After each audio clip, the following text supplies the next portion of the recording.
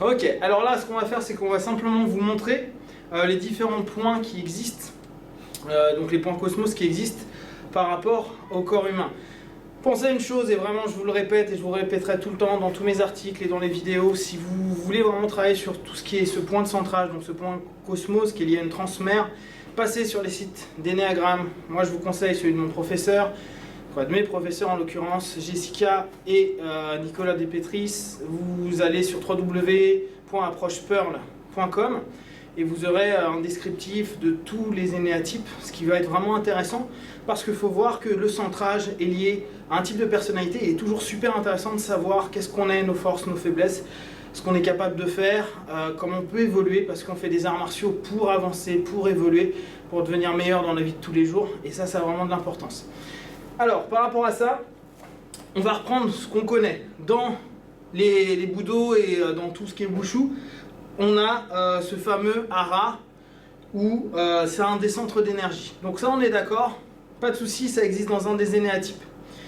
On a au niveau du plexus solaire, on a au niveau du cœur, là ça va plutôt être les chakras. On va avoir au niveau de la gorge, un autre au niveau de la gorge, un au niveau du troisième œil, un sur le sommet du crâne, un qui va être au centre des omoplates et un qui va être au bas du dos. D'accord? Ça va nous donner nos 9 points. Si vous remarquez, ça suit bien cette ligne qu'on a, qui souvent est mise en avant par rapport au chakra. Donc je rappelle pour ceux qui connaissent un petit peu et qui s'intéressent, chakra racine, chakra des désirs, chakra des émotions, chakra du cœur, chakra de la communication, chakra de la perception et chakra lié à la spiritualité. D'accord?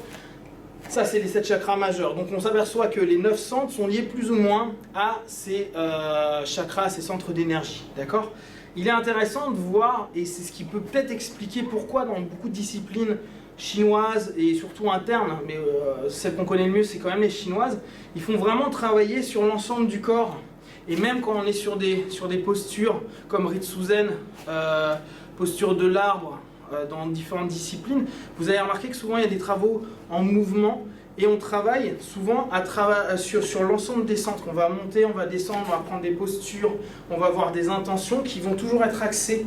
On nous dit tout le temps, une des bases, c'est sommet du crâne, comme si on avait un fil, et pareil, vers le bas qui va dans le centre. Donc c'est vraiment tous nos chakras qui sont alignés, et avec les années, l'expérience peut-être, et là c'est vraiment juste une perception personnelle, on a vraiment compréhension, connaissance de notre corps et instinctivement, peut-être on va s'orienter peut-être moins sur le hara, puis peut-être davantage aller vers le haut en fonction de qui on est, de l'expérience qu'on prend, parce qu'on se connaît davantage et on écoute davantage nos énergies, nos intuitions si on est un peu plus rationnel.